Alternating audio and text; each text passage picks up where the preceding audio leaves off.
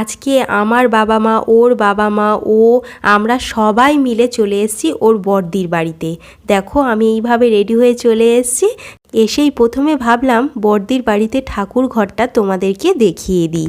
আমার তো বেশ ভালো লেগেছে। তারপরে দেখো কত কিছু বড়দি নিজের হাতে রান্না করেছে, জামাইবাবুও অনেক হেল্প করেছে।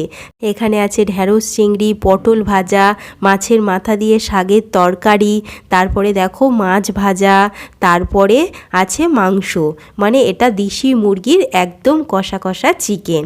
আর দিদি তো খুব দারুণ রান্না করে। দাঁড়াও এখনও শেষ হয়নি, এটা দেখো কাংড়ার টক, তারপরে দেখো চুনো মাছের তরকারি, চচ্চড়ি বলতে পারো। কত ধরনের রান্না আমাদের জন্য করে রেখেছে দিদি। তোমাদের এই রান্নাগুলোর মধ্যে কোন খাবারটা বেশি ফেভারিট সেটা কিন্তু জানিও।